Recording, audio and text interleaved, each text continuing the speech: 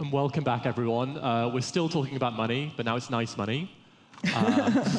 We still have a British accent, but it's not as nice, let's be fair. So, you win some, you lose some. I wanted to kick off just by asking the panel to introduce themselves. If you could say a bit about who you are, what you do, a little bit about your personal journey into this space, and what your organization does philanthropically in the field. Ben, could I start with you? Sure. Bennett Nemser, Chief Program Officer for the Stephen Alexander Cohen Foundation. My background is in public health, epidemiologist by training, and so worked at WHO and UNICEF before coming to the Cohen Foundation. And so I look a lot of the psychedelic work. I think about systems building and how can we catalyze and move the whole system forward. And so our work, we've been funding everything from research to education, certification, so the various field building areas. Thanks for having me. That answer your question? It does indeed. Dara, would you go next? Thanks. My name is Dara Menashi. I'm currently the co-lead investigator with Hanifa Naya Washington, of the Psychedelic Health Equity Initiative. And when I was asked to be on this panel, I said, okay, which of my hats am I actually wearing, given my professional life? And Kevin said all of them. So I just want to give you a few of my little hats. So my academic work was actually in public-private collaboration, how to make it effective, mostly around economic development. I took a little turn to do post-merger management and organizational behavior at McKinsey. And then I spent 20 years at the Annie E. Casey Foundation helping them figure out how to get the best practices that they had spent hundreds of millions of dollars developing actually taken up by the field. Then I spent some time in the health equity field, helping some of the innovative providers that were doing cutting-edge work on LGBTQ care and complex care figure out how to spread those best practices. So what's the common through line in all of this? It's about implementation, which is you can do a lot about best practices, and philanthropy absolutely has to fund that, but there's a critical role for philanthropy in figuring out how to spread those best practices, because that's how you actually get to the people that you want to help. And about 15 months ago, I had the opportunity to work on the Psychedelic Health Equity Initiative, and there were two things about it that made me say, yes, this is what I want to do. The first one comes from my child welfare background, in that I'd say at least 50% of the kids that are there are because their parents have mental health or substance use disorder issues. So if we are able to actually get these innovative therapies to the people that need them the most, and there are fewer kids in child welfare, there is nothing that will make me happier. And so we has an opportunity for philanthropy to have this catalytic impact. It's not just about the people that would be getting the medicine, it would be about their children, their families, and the communities that they live in. The other thing that was attractive to me about this was the fact that the field is so nascent, and it's still developing. We also have an incredible opportunity to impact it now over the next 3 to 5 years before it becomes calcified. All my work in child welfare was in these solidified industries that had stakeholders that had a vested interest in it being exactly the way it was. So it takes a lot of effort to take that kind of stuff down and to change what people are getting out of it. And so to me, we have this opportunity in the next 3 to 5 years to do something so that we don't recreate the inequality systems that we have now. And if we can act together, that's just a real potential. So that's how I ended up here, and I'm very excited to be working in the psychedelic field because of the potential it really has to make people's lives better. Thanks, Dara. Great, last but not least. Well, what a wonderful group of people to have all together in one room, and huge thanks to Horizons and to Kevin and his team for bringing us together. I'm just amazed to see within this room the spectrum of sort of my own involvement in this issue, from my first mentor, Ethan Nadelman, who helped me become involved in drug policy reform decades and decades ago, to my son's college roommate, Levi, who is training to be a psychedelic therapist right now. So just like huge warm feelings for that breadth and all the folks in between. My career arc has really been around drug policy reform. I was the founder and director of the ACLU's Drug Law Reform Project for many years, and argued cases in the Supreme Court and elsewhere, rolling back the crack powder disparity, mass incarceration, all of that sort of thing. and then went on to lead a number of the ballot initiatives to reform our cannabis laws. And really the motivation there too was about ending mass incarceration, all of the, especially young Black and brown men who are arrested and incarcerated for cannabis. And so I'm very proud of that work. And at the same time, I felt like that work was always a battle, a struggle against the sort of evils of mass incarceration and over-policing and racism, a fight, as it were.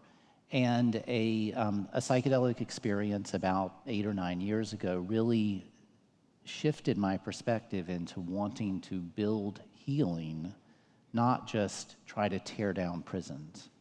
And that was part of my transition into working on psychedelics. And so I'm so privileged to have, it's funny, having been at this for only 8 years, I'm somehow one of the relatively senior people in this movement, which just shows how young the movement is. But I'm the co-founder of the Psychedelic Science Funders Collaborative, and also have helped create and sort of stand up a number of the organizations in this ecosystem, and I'm just really lucky to be involved in the philanthropic side of the movement, which is what we're about to talk about. Thank you so much, Graham. And I should say that I help lead something called the UC Berkeley Center for the Science of Psychedelics, and we are pretty much 100% philanthropically funded, including by Ben and his colleagues at the Cohen Foundation. So very, very aware of how reliant our sector and our community is on philanthropy. It's such a central role it's played in the genesis of the modern resurgence of interest and capacity in psychedelics. Graham, I was wondering if we could come back to you to say a bit about how we got here. What's the kind of the history of how psychedelic philanthropy evolved, and if you could take us through the Middle Ages up to where we are now, sure. I'd be really grateful. Well, so I was warned you were going to ask me that question, and I did just a little bit of research and came across an academic article about the philanthropy in the 1960s. And I discovered a few really interesting things which were new to me and might be to many of you too. So in the early 1960s, there were only a handful of sources of funding for psychedelic research or anything. The government funding was not NIDA, it wasn't any of the health researchers, it was the CIA. That was the main source of government funding, maybe the only source of government funding. There's a great new book called, what is it, the Utopia book, Benjamin Breen's Searching for Utopia. It's about Margaret Mead and the role of the CIA in funding psychedelic research. But the private philanthropy included some very mainstream philanthropic funders initially. The Uris Foundation funded, so this was a foundation that had been looking at social justice and especially over incarceration, as it turns out. And they funded Timothy Leary's research in the early 60s at Harvard, in which psilocybin was provided to prisoners to look at recidivism and mental health. So in some ways, very familiar mainstream stuff. The Idelson Foundation, another family foundation that had been funding mental health for many, many, many years, like since the 1930s, funded the research at the Spring Grove Hospital in Maryland. So it was sort of coming from that perspective. At the same time, there was it's described in the article as a Nassau millionaire. That's a very colorful image. A Nassau millionaire who had had a guided psilocybin experience and had sort of said, wow, this is amazing. Other people should have access to this. And so he was funding it. And then there was also a prominent family foundation, originally the Gulf Oil money. The grandchildren of the Gulf Oil Foundation funded Timothy Leary's research as he was leaving Harvard, and ultimately that family owned the Millbrook Farm, which became the place that Timothy Leary kind of set up shop as he left. And the grandchildren were very enthusiastic through their personal experience of psychedelics, and sort of that kind of marked this shift from, I would say, more mainstream institutional philanthropy into people who had a personal stake in it. That all shifted, according to this article, when Timothy Leary was arrested. And at that point, any mainstream philanthropy really steered clear, and it became philanthropy through legal defense funds for Timothy Leary and others who had been arrested.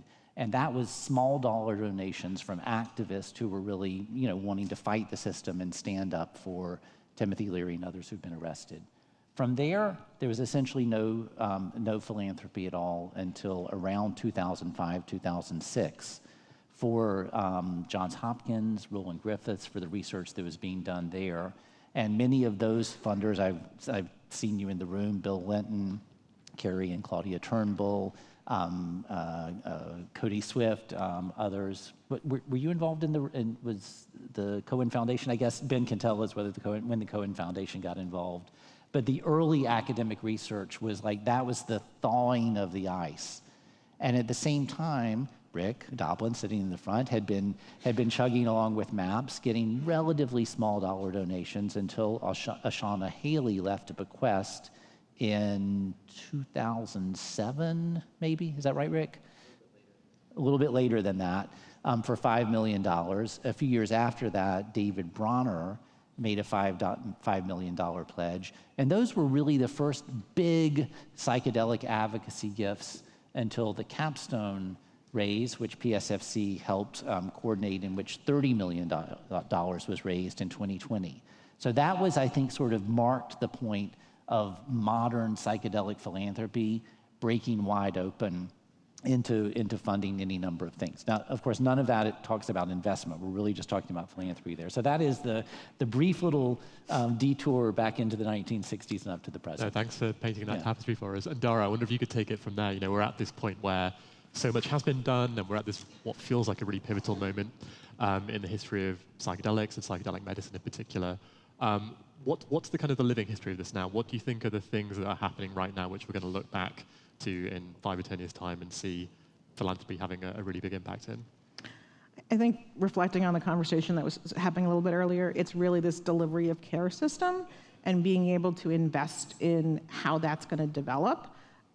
Which gets back to the point about people often like to invest in the innovation, like what's the new treatment, what's the new exciting new project, but the infrastructure behind it, and Cohen is big on this as well, in terms of what is the training that you need to have, how do we support the clinics, how do we support, and particularly for the health equity field, how do we support the research that's going to need to happen and the collection of the data that's going to convince the decision makers that we need to convince in order to get the kind of support and the government funding that we need. So it's all the sort of little things, I think, that need to be tied together to be thought about from a systems point of view that maybe aren't as sexy as some of the other things, but are really going to be the foundation that make it work. That's going to be critical, that philanthropy is really needed for at this moment in order for that delivery of care system to develop in a way that we want it to. And just to kind of delve into that a bit more, you know, someone who's perhaps new to the space might look and say, well, you know, we've had the research do the initial clinical trials, we've got the private sector capital coming in, the regulatory bodies are getting involved. What do you think is the kind of the worry that if philanthropy doesn't play a role now, what the future might look like? If philanthropy, from a health equity point of view, if the philanthropy doesn't get involved in figuring out, in this particular case, how to get the information that in particular Medicaid is going to need in order to fund for a quarter of the population, 84 million people are being paid for by Medicaid, and most of the people that we're talking about from a marginalized population, a majority of them are getting paid for by Medicaid. So if there is no direct action to actually figure out what Medicaid directors need and to collect that information, nothing's going to happen. Medicaid will figure out its funding 10 years after it becomes best practice in the rest of the field. And so there's a real need for philanthropic dollars because there aren't going to be private dollars going into it. It's not where a lot of the money is going to be made, to create the right kinds of pilots, to collect the right kind of information, to influence those decision makers. Otherwise, as I said, we're just going to recreate the inequalities that we have right now. Which is a really scary thing to consider. Yeah, particularly because, again, from my child welfare experience, these are the populations that need it the most. These are the people with PTSD combined with substance use disorder, all of those kinds of things. And so they're the ones that can benefit the most from it, in my opinion. And we want to make sure that they get access. Yeah. Ben, we were just talking, noting that actually for the Stephen Alex Cohen Foundation, psychedelics are a relatively small part of the overall pie. You do a lot of other philanthropy in a lot of other fields. Could you say a bit about what you think differentiates psychedelic philanthropy from other forms of philanthropy in your experience? Well, in our experience, I mean, one area is that it's somewhat nascent. I mean, Graham kind of went through and talked a little bit about the history of philanthropy, but a lot of the organizations are new doing this work, right? Aside from the universities doing a lot of the other research, the other components, whether it's training, credentialing, public awareness, safety issues. These are new organizations looking for money, and so it sometimes can be tricky, both from the philanthropists, because we're looking to your leaders, looking for a track record to see if we have confidence, but oftentimes there is no track record. So like, how do you make decisions in that context? And so it can be challenging both for the philanthropist, but also for the recipient, the potential grantee, the applicant who's trying to convince and put their best foot forward. Yeah, and I'm going to come back with a question later for what advice do you have to people maybe in the audience who are looking for funding for work they're doing in the field, but I'll give you some time to think about that. One of the things I wanted to focus on is this question of the kinds of impact that philanthropy can have, because there's so many issues within the field that need funding. You have infrastructure, you've got science, you've got delivery, you've got health equity, you've got public education and communications. So I want to take a moment to look at each of those in turn and get your takes on what is the role that philanthropy can have, and also perhaps what are the things that philanthropy can't do that needs to come from somewhere else. And maybe if we can start with infrastructure, perhaps where you were finishing, Dara. When we're not looking at drug discovery, when we're not looking at building the clinics, what are the needs out there in the field, and how do you see philanthropy matching up with that? Dara, can I start with you? Sure. I want to go back to sort of delivery of care, but it's producing the right kind of evidence to influence the right decision maker. So particularly when it comes to the health equity field and when it comes to Medicaid, it's about not just the outcomes, it's the value for care, it's also its impact on the equity field in general. And what it can do in terms of being catalytic now is eventually for this to get to the population, we need to unlock government funding, both in terms of research, but also in paying for care and in supporting these delivery of care models. And so that's where the catalytic philanthropy comes in. If we invest enough now in the right things, in the right demonstration projects, collecting the right data, that's what's going to move the field forward. Now I'm trying to remember exactly what the question was, if I'm answering the right question. But that's where I think it plays the most critical role. And I think Ben touched on this as well. It's making sure that all the pieces fit together. It's like you can't just do one thing, you can't just do the pilot, or you can't just do the credentialing. You have to figure out how you're doing the credentialing, how you're doing the training, how you're doing collecting the right information, how are you getting the right stakeholders involved. And so it's like all the gears have to fit together, because if you forget one of them, it comes crashing apart. Yeah. And I would say too that in there you have to do catalytic funding for each of those different areas oftentimes. Yes. Some are more developed than others, and so you're trying to find what does this little trunk or pillar of the work need at that particular time. Because kind of going to double clicking on what you were saying before around government, they're very slow, Yes. right? So it's not like they won't do it; they just won't do it this 5 years, this 10 years. I mean, we see what happened. We've had psychedelics sitting on the shelf for 50 years. That's their timeline. And so I think it took a lot of other philanthropists to come in and push, also the work of Rick and Bill, others, to push these things to the forefront. It's certainly true from my life at Casey. Governments are not incented to be innovative. Governments are incented to not rock the boat. And so philanthropy has to play that role, as I said, both in developing the innovation, but also figuring out how to spread it. And that can be a little slogging, but it needs to happen. And I would say the other piece of it is the private sector, right? Because they can be innovative, but they're looking for a profit motive, right? So if there is no profit motive, then oftentimes they won't be innovative in this field. So, for example, obviously psilocybin, you can grow it for pennies, and so it may not be as profitable to those groups. And so and we try to figure out those ways too, and work with Carrie Turnbow and others like Freedom to Operate, making sure that we have patent protection on things that are previous art, so that it's more accessible to folks later on. No one's going to incentivize that. The government's not going to do that work. Private sector is obviously not going to do that work. So it really has to be philanthropy. I mean, Great. So I would just add, imagine if the only actors in terms of funding here were the private sector and the government. Okay, so just hold that in mind for a minute. That's the way to get to why is philanthropy important. And so there are a couple of things that I think are really important to say here. One is this set of healing and wellness modalities we're talking about have existed for millennia. They're not brand new.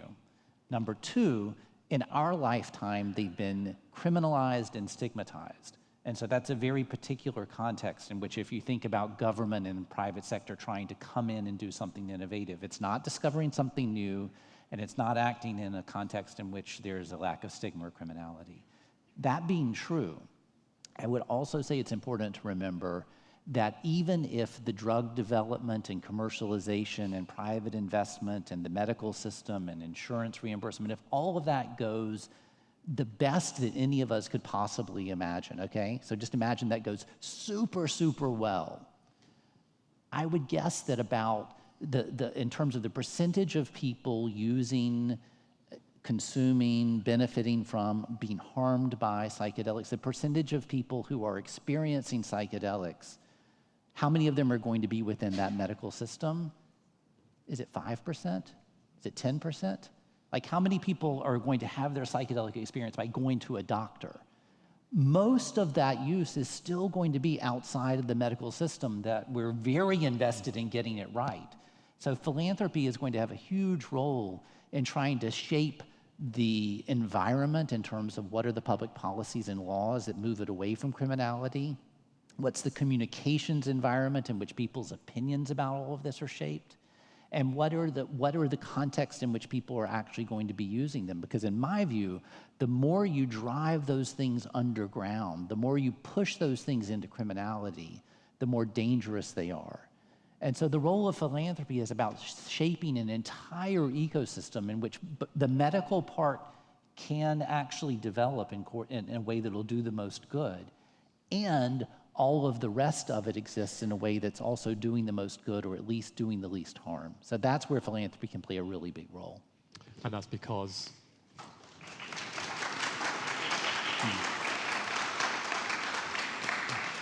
it's really well put, Graham. And that's because, from your perspective, there just isn't an incentive for the government or the private sector to be doing that work in the non-medicalized space. Well, mostly not, but I think about something like yoga or meditation, right? These are also things that have been around for a really, really long time. Yeah. And there's probably some role for those things in a relatively clinical or medical context. But even in the whole non-medical context, they weren't criminalized, that was the point, right? Yeah. So in the non-medical context with yoga or meditation or something like that, there's tons of commercial activity going on. There are yoga teachers and there are meditation centers, there are apps, there are all of these things that can make it better or worse, depending on how they're done. But that's a place where private sector and government can really play. I wanted to come back to you actually on the policy and advocacy front as well, which clearly we've seen so much change recently, much of which you've been at the forefront of. Could you tell us a bit about how philanthropy can best play a role in the policy and advocacy space and what the upcoming challenges are for that? Sure. So thinking about the routes of access, the medical route is a crucially important one. But all the rest of it is right now criminalized. And so I think there's a grand, really interesting set of experiments going on. Passing laws, and so we were involved in helping pass laws in Colorado and Oregon, in which a state-regulated system for access to psilocybin and eventually other psychedelics is underway. It'll be voted on in Massachusetts this November. It's under consideration in the California legislature. There are 28 states that have pending legislation in this area. There's a huge variety of them. But none of that is within the physician-prescribed FDA route. This is something else. But yet it is regulated. There's licensing, there's training, there's safeguards in place, there are guardrails. So that's one whole world. And there's a lot we could say about all of that, but we won't right now. But philanthropy is what drives that, right? There is no private money and no governmental money that's going towards that.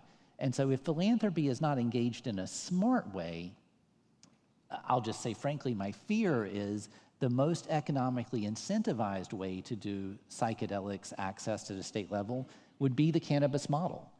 To have psychedelic dispensaries that would be selling psychedelics to any adult who wanted them. I don't think that's good policy. I think we're better off with philanthropic dollars trying to drive it towards a more regulated licensed system. And then beyond that, there's the whole world of decriminalization. There's the whole world of self-regulated communities, of churches, of people coming together to use psychedelics with one another or individually. And there too, philanthropy can do a lot to shape that in a safer, a more kind of a container that will hold it, as opposed to just letting people do whatever they do. So those are the areas in which psychedelic philanthropy can drive policy towards, I think, better outcomes. Yeah. Ben, I'm going to come back to you and talk about science. So clearly there's still a lot of research to be done. What are the forms of research and science that you think are uniquely needing philanthropic dollars as opposed to government or other sources of funding? Well, I mean, that's a good question. I mean, I think kind of the next phase of this, I mean, a lot of us as philanthropists worked to do some of the initial indications, right? And I think it's going to actually be what other indications, so when I say initial indications, whether it's for MDMA for PTSD, psilocybin for major depressive disorder, we're going to be looking at what other indications might be valuable, right? And so if they're not on that FDA path, how can people use them in other ways? So one example would be like pain conditions, for example. Other, we're looking at with Johns Hopkins for Lyme disease and other areas where it actually could be lowering your inflammatory response afterwards. Not to mention, oftentimes people with chronic diseases are depressed and have the other sort of quality of life benefits. So I think there are going to be research dollars in those areas, and then I think the other one is probably going to be in safety as well. I mean, I think we take a lot of things, I don't say for granted, but we always say like the set and setting as if it's set in stone, right? But we actually haven't tested a lot of those things. So I think there's a lot of work to trying to identify both some of the assumptions that we've made, how do we do it sort of safe and accessibly, as well as what other indications, what other areas might actually be beneficial. And when you're talking about those new indications, are those preclinical generally? I mean, no. I mean, I think most of these would be clinical trials, and so you'd be, a good example would be couples therapy, right? And so we're seeing the benefits, obviously, in talk therapy for people with PTSD. But what about, for example, the partner that's going through, that same situation? Or what about, if a person has a cancer diagnosis, what about their partner? Can you be doing therapy together for end of life? Because that caregiver is having a similar existential distress oftentimes if they know their partner is going to be passing away in the next 6 months. So it sounds almost you see philanthropy as kind of opening up new frontiers for other funders to come in and invest in. Exactly. So that's sort of giving that catalytic money, because you always get stuck in this kind of catch-22 with research and data, right? Because the NIH, you'll go to ask for money from the NIH or some other government entity, and they say, well, you don't have any data to back up your assumptions, and then the scientist says, well, that's why I need your money, right? And so as a philanthropist, we can help kind of get those initial studies off the ground so that they have data to go to the government and other folks to kind of springboard this research into new areas. Dara, I see you nodding. Yeah, I was going to say, the other part of it is, and everyone talks about it, it's the last mile. You get the research, you move it forward. How do you get it to the clients? And that's a big factor. And this is where I think philanthropy plays a political role in trying to move into sectors that have nothing to do with psychedelics. There's an entire field of health equity. There's an entire field of mental health and philanthropies and service providers in health equity that are serving marginalized populations already. They're serving them, and they're doing a lot of the services that we know are already going to be needed for psychedelic-assisted therapy to be helpful. They're the ones that have the trust in the community. They're the ones that are already doing the peer supports for other types of therapies. They're an already existing source, a delivery service for a lot of services to marginalized populations. What we need to be doing in philanthropy is getting them to be our partners, because then they're going to pull psychedelics into what they're already doing, as opposed to us trying to push psychedelics into another field. And what's even better about it in the health equity field is that they're looking to solutions for behavioral health issues. They can only get so far in their work in dealing with diabetes or dealing with heart disease, because so many people have these co-occurring behavioral health issues. So they're looking for solutions to these problems, to these challenges. And if we can be a solution to a problem they already have, and they're already serving this population, and they pull psychedelics into what they're doing, it's going to spread much faster than anything else that we can do. And philanthropy has a key role in trying to reach out to these other sectors.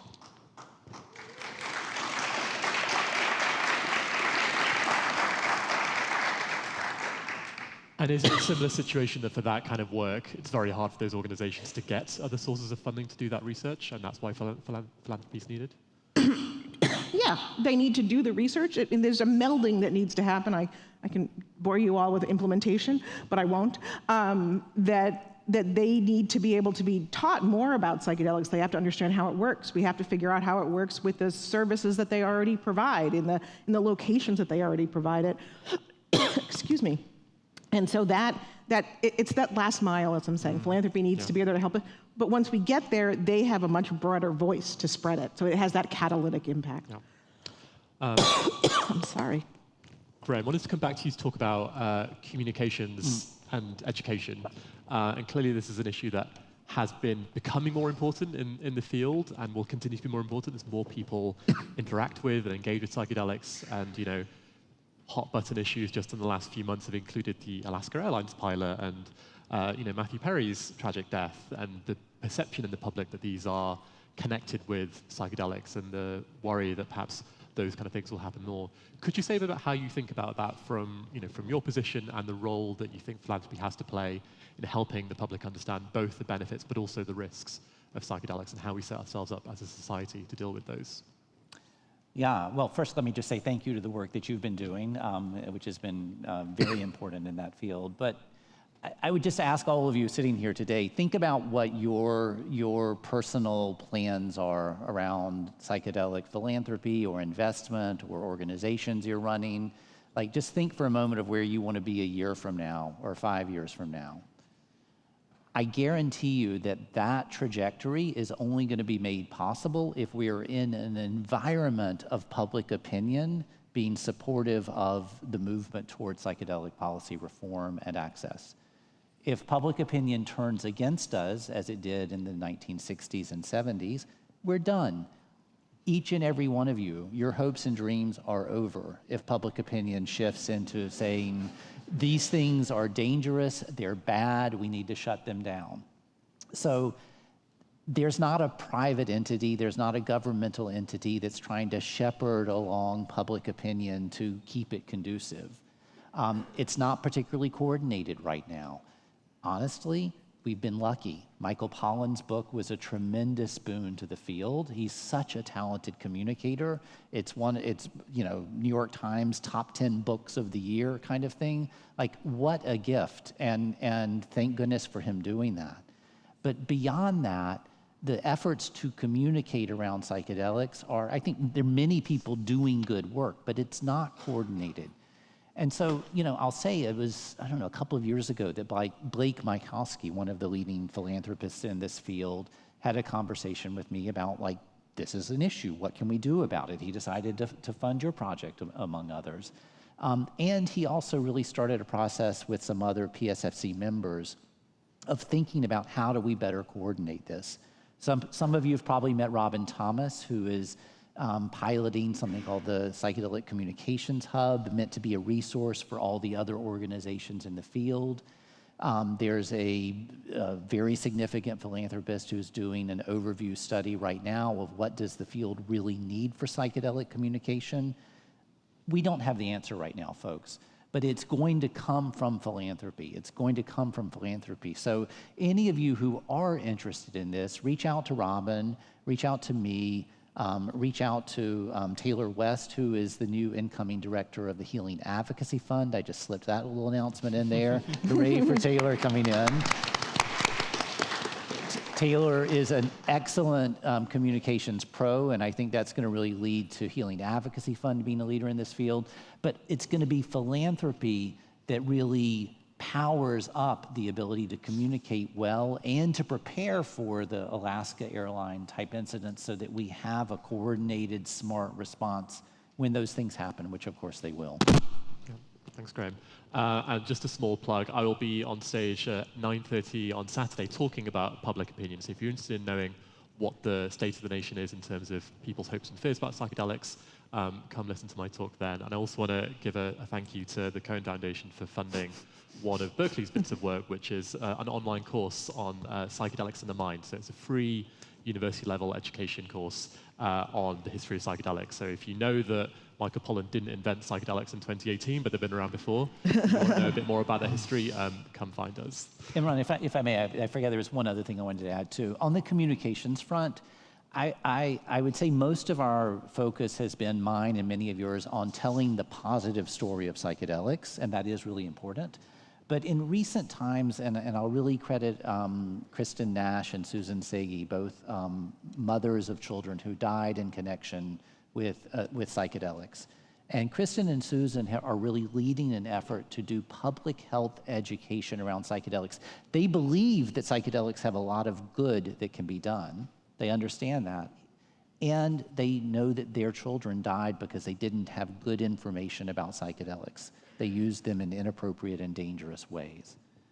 And so they're leading an effort to really pilot in California a public health education program giving good, honest information about psychedelics and how to be safer with psychedelics.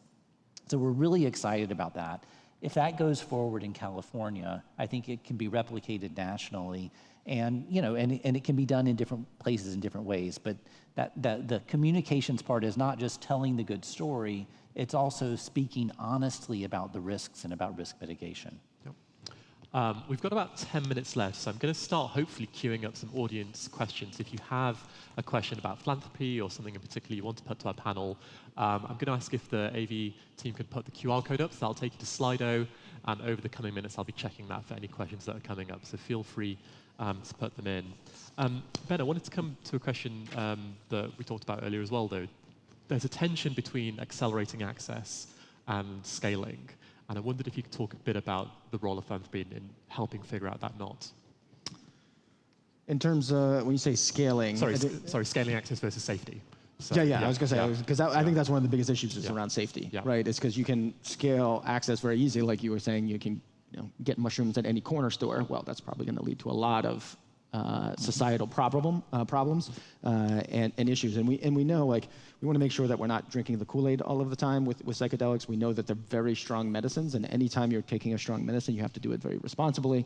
And we all know that there's issues with, you're very vulnerable at the time that you're taking them, and you're also sort of susceptible to influence. And so it's very important to have people that work doing this are well-trained, doing them ethically, and you're having people watching those groups. And we all know, you hear stories about psychiatrists, just in general, non-psychedelic administering psychiatrists that end up getting a relationship with their client, right? And so you can only imagine that you'd have even more of those. So kind of going back to the communications and public awareness, if we have more of those things, as this gets more and more available and you have more and more bad stories, one, it's obviously a shame for those individuals that are going through it, but you're also going to have a very difficult time and going to be re-stigmatizing these medicines that we're trying to reduce that stigma. So I kind of want to, I should have hit on the fact that, like, I think a lot of research into safety is going to be really important.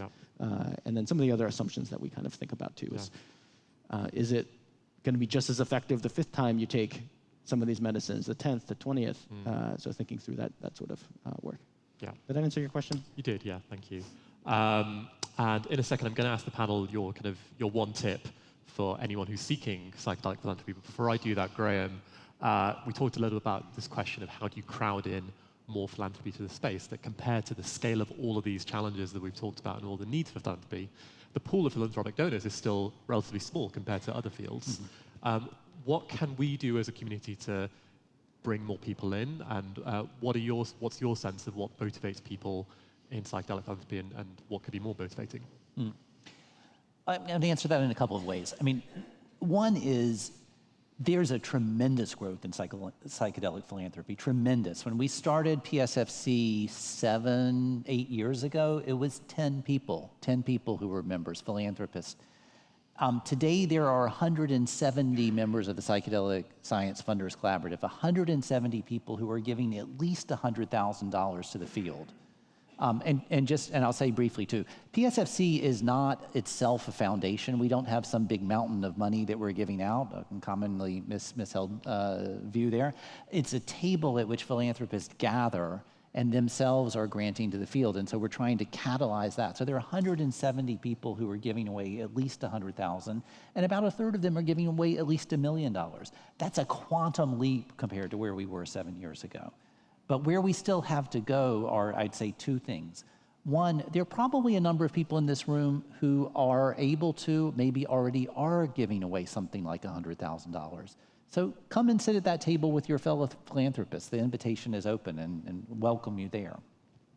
We need to find more people like that, and we need to find them in the mainstream mental health world and the health. Is that me? No, okay. In the de-incarceration civil rights world, the human rights world, like there are a lot of philanthropists who don't think of themselves as psychedelic people, but they care about those other issues. So we need to find them and bring them in. And then we need to find the big institutional donors, the foundations, the family offices, for whom this has just been a little bit too spicy up until now. But I think the water is starting to feel warm, they're starting to feel welcome, and it's been, I can tell you, I'm in conversations right now with heads of family offices of big name philanthropists who are not currently giving in psychedelics, and they're like trying to find their way in because they see this as an area where they can have outsized impact by coming in at a big level. So I'm very hopeful that more money is coming in.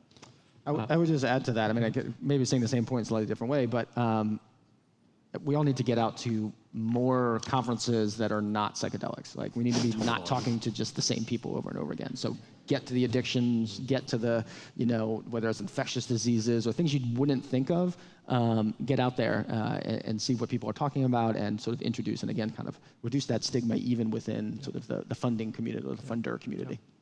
And Dara, we've had a bunch of questions come in already from people who are running equity-focused nonprofit organizations, academic labs, yoga centers, all asking similar questions around what advice would we give them about how to obtain funding in this space? Are there any thoughts you have on that? This is coming more from my life, having been at the Casey Foundation for 20 years, than necessarily in my role which is having a really clear idea of how what you're doing is going to change someone else's behavior. So if I, as a foundation, am putting dollars into what you're doing, what is the information you are producing, and is it going to get someone to do something differently afterwards? So very often people are like, well, it's better or I'm right. That isn't what's driving someone critical's decision making. And there are lots of different decision makers in this process. So think about who you're trying to influence and how the information that you will be creating if someone funds you is going to make that decision. You can call them outputs and outcomes, whatever you want to call it. You can call it a logic model. But in my time in the foundation world, if you didn't have that, where it was clear what the end result was going to be of funding this project, we weren't likely to fund you. Yeah. That was just my experience. One of my experiences working in this field is that compared to other fields, partly because it's still quite new, the funding models are still opaque compared to more mature fields, and a lot of the bigger foundations and government sources just aren't there yet in the same way. So it's harder for smaller organizations to know what it's like. And I guess all I can say is that we hope that will change with time as more open grant schemes and the models become more transparent. We also have questions around, someone's asking, could you give recommendations for how to donate or contribute in a way that creates an equitable set of systems around psychedelic use? And someone else is asking how indigenous reciprocity fits in with philanthropic efforts around psychedelics. I wondered if anyone would like to comment on either of those. Well, I'm gonna point to Dara and the effort that she's doing. The Psychedelic Health Equity Initiative is one of the very best, smartest, cutting-edge efforts to really build in equity for the long term. It's super smart. And they do need funding. Many of our PSFC members are funding them. We're hosting a dinner for them on Friday night. But if you're a philanthropist looking to make an impact around equity, talk to Dara. Yes, please do. We have a bunch of projects that we're kicking off right now, one of which is about collecting the right kind of data that shows the value for care for the data. We're doing that with the Berkeley Collaborative for the Economics of Psychedelics. There's a super exciting pilot going on in New Mexico, which has this really interesting constellation of stakeholders that we thought would take us about 3 years to pull together, but actually has come together much sooner than that. It's got the legislature. It's got the Medicaid department. They want to play. It's got the researchers. It's got the community interested in coming up with solutions. It's going to happen. It's one of those situations where we need to support it so that it's doing it in the right way. It's got the community engagement. It's got the integration work. It's got the supports. because we know what those outcomes can look like. We need those outcomes to come out in the best way possible. So, because that's going to have an influence on the rest of what Medicaid departments around the country do. The fact that they're first in line, they're a purple state, which is also important. So there's all kinds of things we're doing, trying to tie it all together. And if anyone's interested, please get in touch. Thank you, Dara. We're almost at time, but I'm just going to ask, I feel like, Dara, you've said, here's what you do with the money. Graham and Ben, if someone came to you and said, I've got funds to donate in the psychedelic space in 20 seconds, what would you recommend to them? Well, that's all right, but I'll go back to your question before, and maybe they're combined. Yeah. The Indigenous Medicine Conservation Yeah. Fund. So they're a group that's indigenous-led, working with groups all over the world to help conserve a lot of the practices and habitats and ecology around psychedelic medicine. And so they're one of our grantees, so I'd always recommend them. I think I'm pretty sure it's the largest peyote conservation grant in U.S. history that we gave them. So always. Yeah. Graham, last word to you. Thanks. So, yeah, definitely. My answer to that is, I hope you were in the room this morning when Dan Grossman was on stage. Dan is one of the smartest, analytically sharp people I have ever met, and he is at PSFC the chief of field building. And he and his team, some of whom are here, hi Alex, are putting together a report that will really look at the most high leverage opportunities to make a difference in the field, and that's going to be coming out in October. We're going to have a big conference in October around this, and so that is really meant to be a roadmap about a bunch of different choices you as a philanthropist could make to leverage your impact. So look for that. Thank you so much. Will you please join me in thanking our amazing panel, Graham Boyd, Dara Menashi, and Bennett Nemser.